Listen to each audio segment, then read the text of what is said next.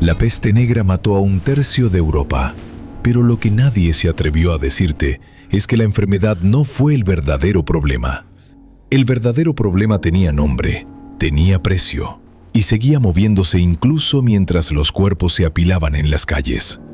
Para entender lo que realmente destruyó Europa, necesitas volver al año 1300, cuando el continente vivía su mejor momento económico en siglos. Las ciudades crecían, los mercados florecían, y por primera vez en siglos, Europa empezaba a parecerse a algo que hoy llamaríamos una economía global. Las familias más ricas de Florencia, Venecia y Génova controlaban algo más poderoso que cualquier ejército. Controlaban el dinero. Bancos, letras de cambio, préstamos. El sistema financiero medieval era más sofisticado de lo que los libros de historia te enseñaron. Y en el centro de todo ese sistema había algo que nadie quería parar: el comercio con Oriente. Las sedas de China, las especias de la India, el oro de África. Todo fluía por una red de rutas que conectaban el mundo entero. Este era el mundo antes de la peste. Un mundo donde el dinero no dormía, no tenía miedo y no conocía fronteras. Pero había un detalle que nadie mencionaba en voz alta.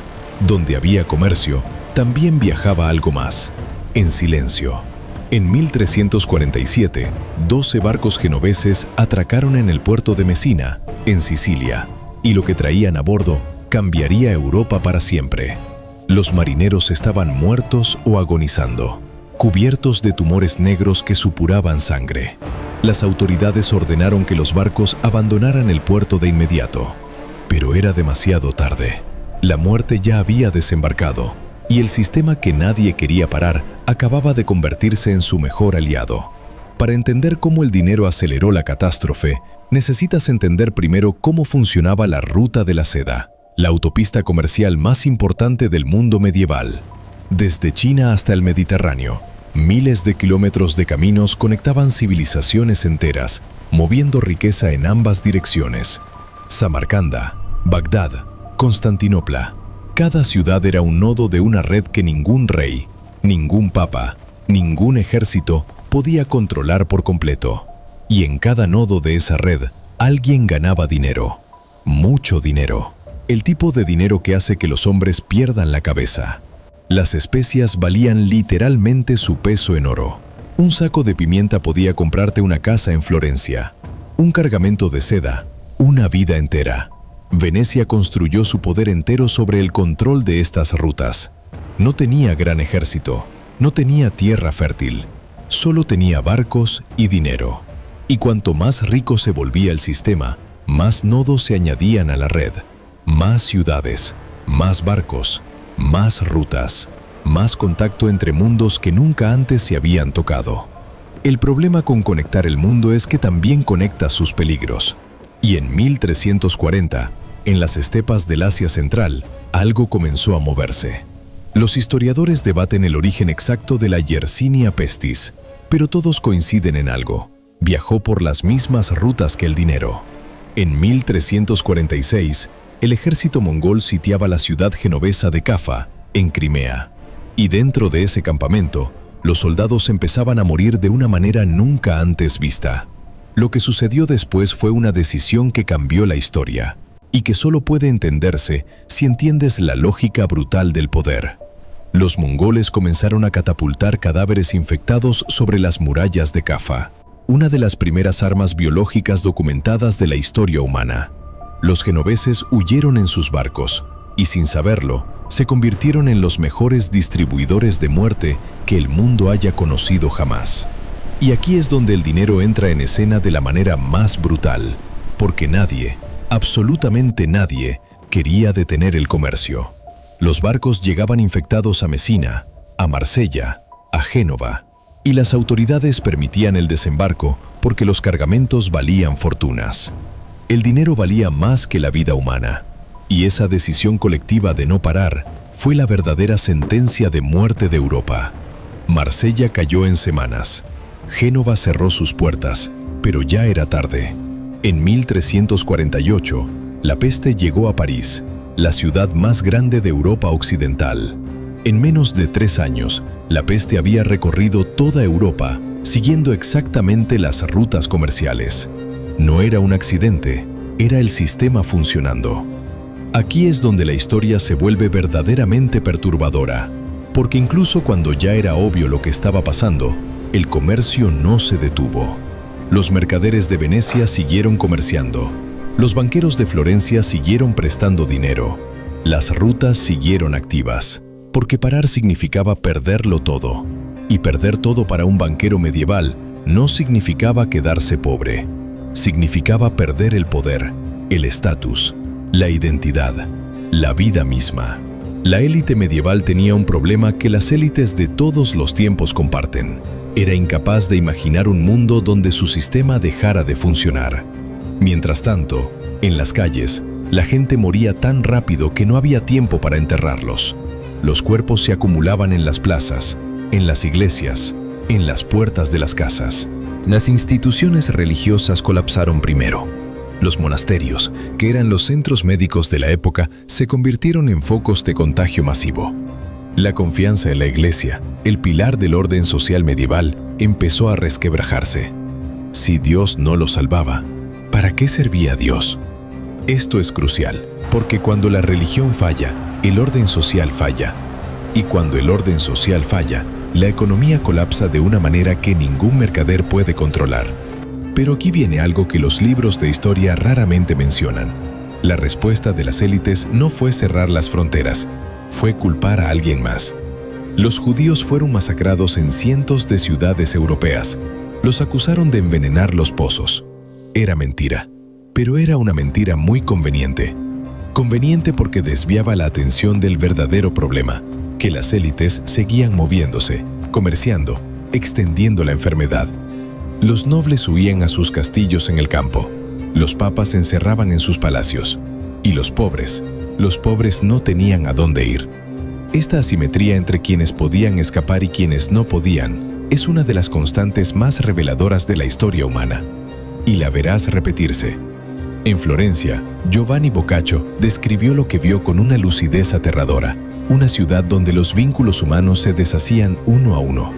Padres que abandonaban a sus hijos, esposos que huían de sus esposas enfermas, vecinos que sellaban las puertas de los contagiados desde afuera. El tejido social de Europa se desintegraba, y con él, el tejido económico. Porque la economía no es solo dinero, es confianza. Y la confianza había muerto. Los contratos no se cumplían, los préstamos no se pagaban, las rutas comerciales se paralizaban, no porque alguien lo decidiera, sino porque no quedaba nadie para hacerlas funcionar. Y entonces ocurrió algo que ningún economista medieval podía prever. La mano de obra escaseó tanto que los sobrevivientes empezaron a exigir salarios más altos. La tragedia más grande de la historia europea estaba, al mismo tiempo, sembrando las semillas de algo nuevo, algo que la élite nunca había querido que ocurriera.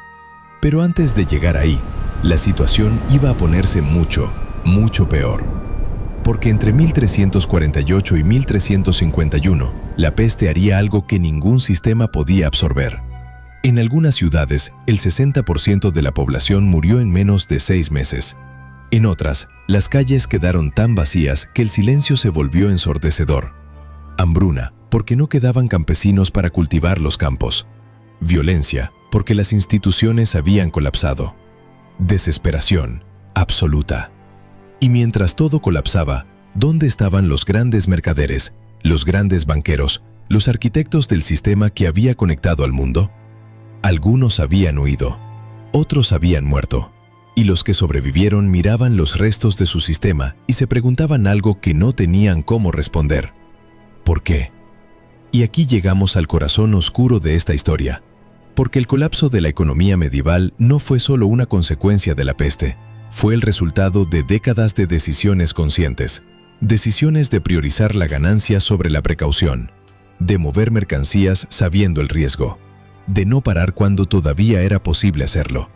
Los grandes bancos florentinos, los Bardi, los Peruzzi, quebraron, no por la peste directamente, sino porque el sistema que los había hecho ricos era insostenible. Habían prestado dinero a reyes que no podían pagar. Habían expandido crédito más allá de lo que el mundo real podía soportar. La peste fue solo el último empujón. ¿Te suena familiar? Un sistema financiero sobreexpandido, con demasiado riesgo acumulado, esperando solo un choque externo para derrumbarse. 1929, 2008, 1348. La historia no se repite exactamente, pero sus patrones son tan claros que duele no reconocerlos. Pero en 1348 había algo diferente, algo que hace que este colapso sea único, lo que destruyó el sistema desde adentro antes de que nadie entendiera lo que ocurría. La información. No había manera de saber, en tiempo real, lo que pasaba en otra ciudad. No había prensa, no había comunicación rápida, solo rumores. Cuando los mercaderes de Venecia sabían que Génova colapsaba, ya era demasiado tarde, porque ellos también estaban colapsando, y nadie lo sabía todavía.